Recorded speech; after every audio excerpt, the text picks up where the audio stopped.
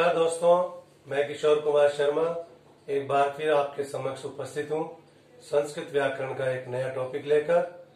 आज हम पढ़ेंगे समास। समास में हम पढ़ेंगे आज अव्ययीभाव समास। अव्ययीभाव समास जैसा कि आप हिंदी में पढ़ते आए हैं, नाम से दिख रहा है अव्यय।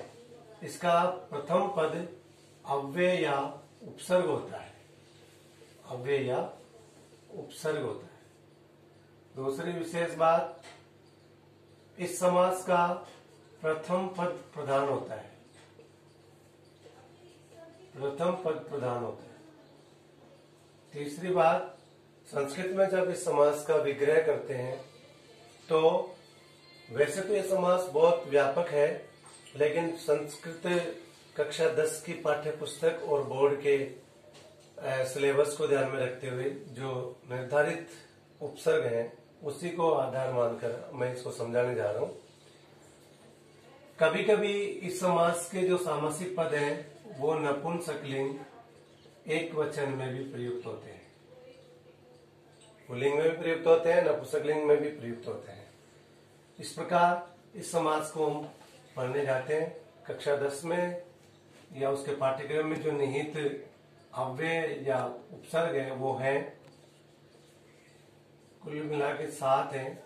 पहला है यथा, दूसरा है प्रति, तीसरा है अनु, चौथा है उप, पांचवा है निर, छठा है अधि और सातवां है सु, जो संस्कृत में स के रूप में प्रयुक्त होता है। यथा, प्रति, अनु, उप, निर, अधि और सु। इस प्रकार हम सर्वप्रथम यथा से बनने वाले उदाहरणों के माध्यम से इस समास को समझते हैं। यथा, यथा का हिंदी मीनिंग होता है के अनुसार, के अनुसार या योग्य। संस्कृत में इस यथा का जो अभिप्राय है वो बन जाता है अनतिक्रम्य। अनतिक्रम्य, बहुत से बच्चे या बहुत से लोग इसको अंतिक्रम्य बोलते हैं, जो गलत उच्चारण है। अब मैं आपको इस समास के इन उपसर्गों को एक सूत्रात्मक तरीके से, एक सूत्र बनाते हुए, समझाते हुए आपको आगे बढ़ाता हूं। अव्यय से संबंधित जितने भी उदाहरण अगर आपके समक्ष आएंगे तो जिस शब्द में यथा जुड़ा होगा उस शब्द में आपको द्वितीय विभक्ति लगानी है। शब्द में द्वितीय विभक्ति लगेगी। ये यथा वाले उदाहरण हम पढ़ने जा रहे हैं। और ये जो यथा है, ये यथा बदल जाएगा अनतिक्रम्य में। उदाहरण देखिए, जैसे यथाशक्ति, ये यथाशक्ति भी हो सकता है, यथाशक्ति भी होता है। यथा दानम, यथा रूपम, यथा कार्यम।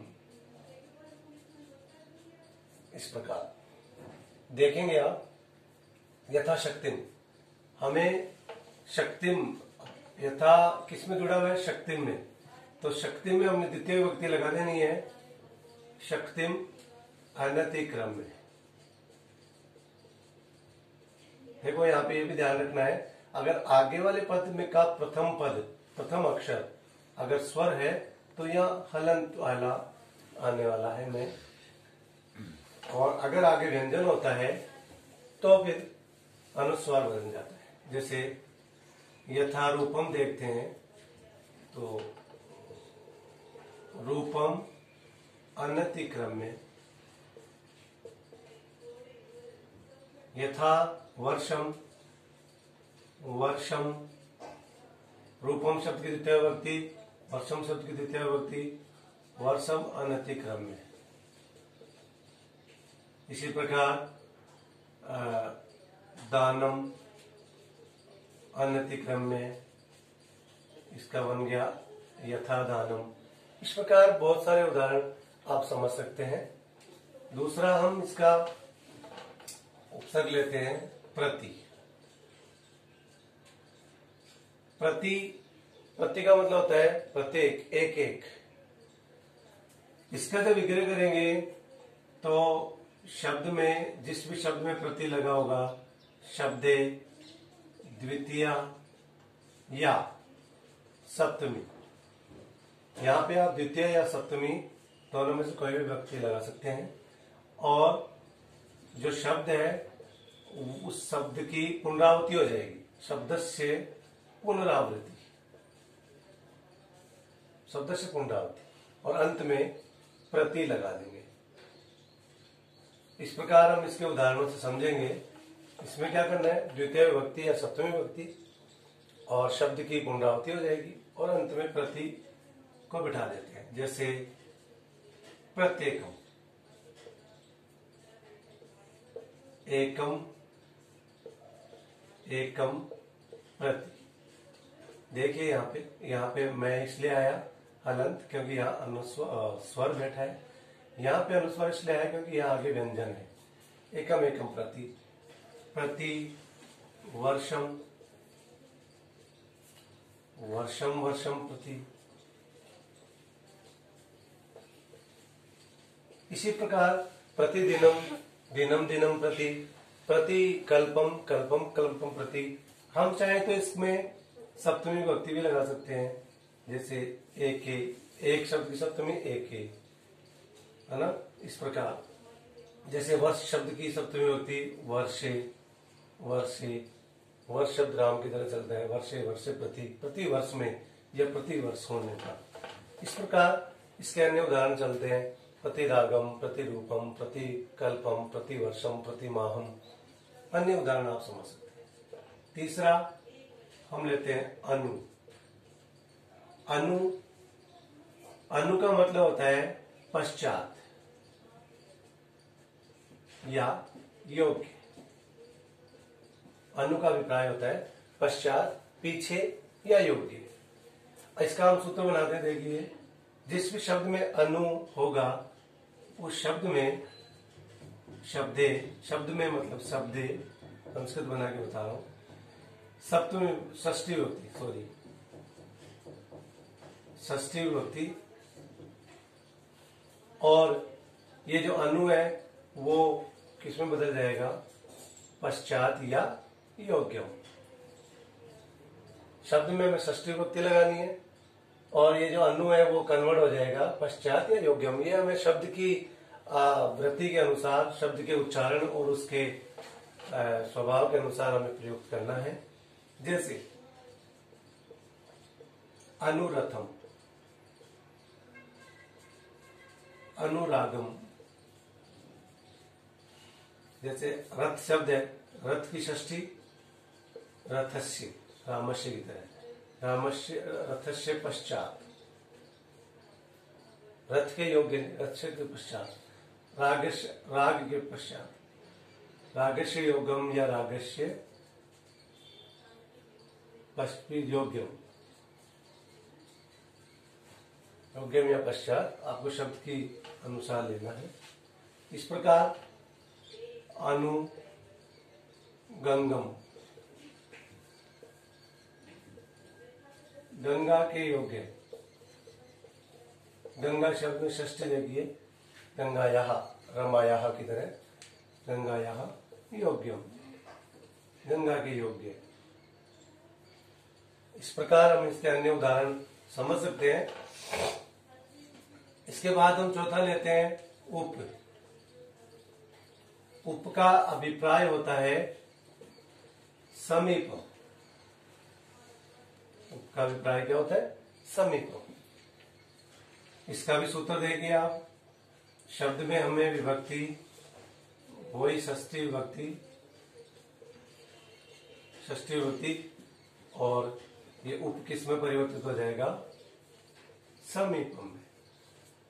बहुत ही सूत्रात्मक तरीके से चल रहा है। देखो, शब्द में जिस भी शब्द में उप लगा होगा हमें उस शब्द की षष्ठी लगानी है और उप को किस में बदल देना है, समीपम में। उदाहरणों से आप समझ सकते हैं। जैसे उपकृष्णम, मीनिंग हो गया कृष्ण के समीप। उपनगरम, उप गुरुम। देखिए कृष्ण शब्द की षष्ठी देखिए, कृष्णस्य समीपम। नगर शब्द की षष्ठी, नगरस्य समीपम। गुरु शब्द की षष्ठी, गुरोः समीपम। गुरु शब्द की षष्ठी गुरोः समीपम होता है। इसी प्रकार हम और देख सकते हैं अन्य आकारांत उकारांत शब्दों के अनुसार। उपमात्रम, माता के समीप। इसमें मुख्य शब्द है मातृ। तो मातृ शब्द की षष्ठी क्या होती है? मातु समीपम। इसी प्रकार उपपितरम हो जाएगा तो पितु समीपम। ठीक इसी प्रकार इस अव्यय के उदाहरण हम समझ सकते हैं। अगला लेते हैं हम निर। निर का अभिप्राय होता है रहितम या अभाव है। देखिए इसका अर्थ समझना इसलिए जरूरी है क्योंकि जो इसका अर्थ निकल के आ रहा है अव्यय का, वो ही विग्रह में आपके काम आने वाला है। और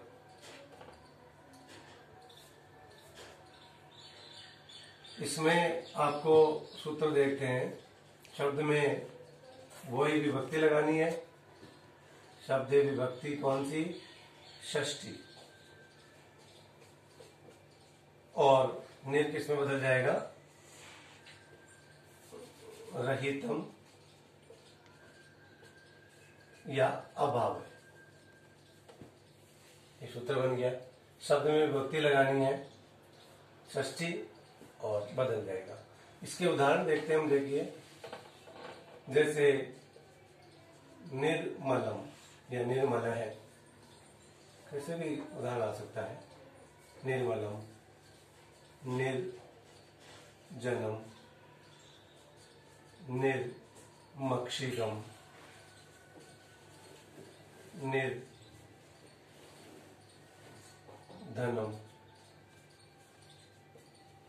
देखिए मल शब्द या मल शब्द है तो विग्रह हो जाएगा मलस्य रहितम, मल से रहित। जन या जन शब्द है, जन। अब इसमें आपको शब्दों का वचन भी ध्यान रखना है। बिंदी में विग्रह बना के देखें पहले। जन का अभाव या जनों, लोगों का अभाव।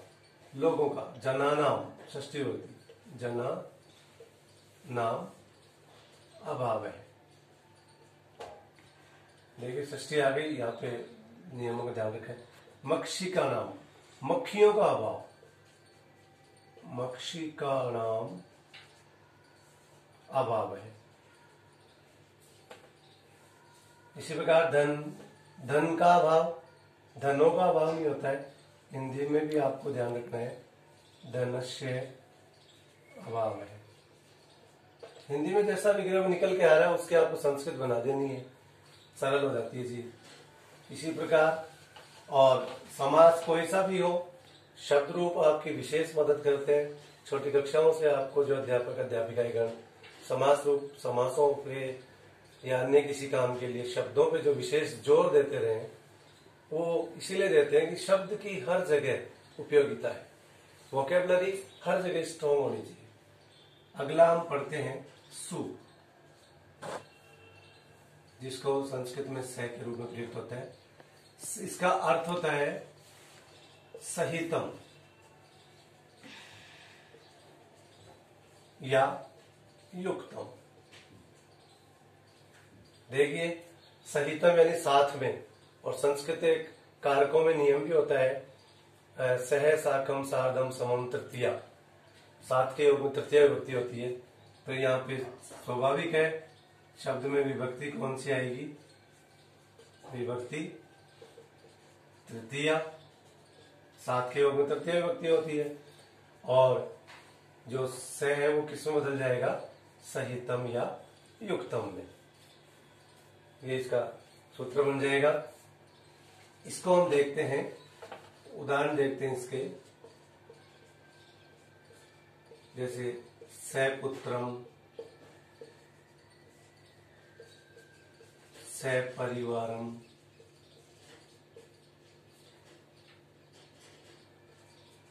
समातरम, सचक्रम।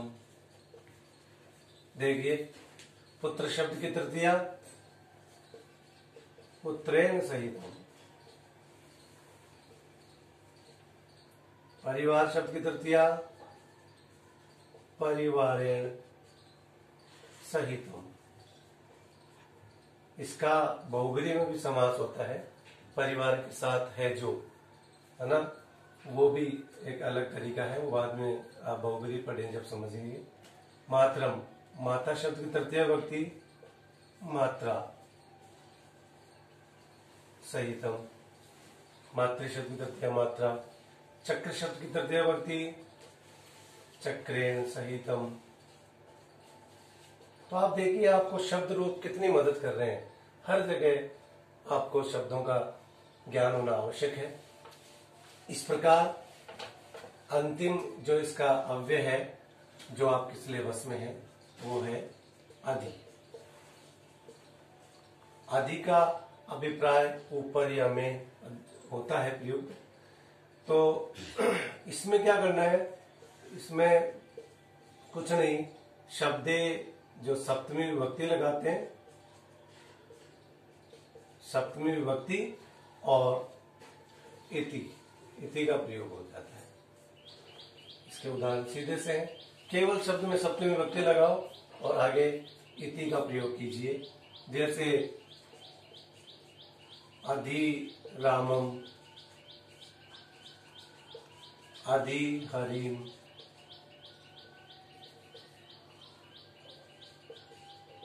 अधि हरि, पुल्लिंग भी बना सकते हैं, नपुंसकलिंग भी बना सकते हैं। अधि हरिम, है ना, अधि कृष्ण है, अधि कृष्णम। तो विग्रह क्या हो जाएगा, राम शब्द की सप्तमी क्या होती है, रामे इति। हरि शब्द की हरऊ इति, हरि शब्द की सप्तमी होती है हरऊ। कृष्ण शब्द की सप्तमी क्या होती है, कृष्णे इति। इस प्रकार हमने देखा कि हम किस प्रकार से सूत्रात्मक तरीके से शब्दों का विशेष ज्ञान रखते हुए, शब्द रूपों का ध्यान रखते हुए इस समास को बड़ी आसानी से समझ सकते हैं और आपके परीक्षा में जो प्रश्न पूछे जाए उनमें बहुत अच्छे अंक ला सकते हैं। उम्मीद करता हूँ आपको आज का ये प्रकरण बहुत पसंद आया होगा। जय तु संस्कृतम।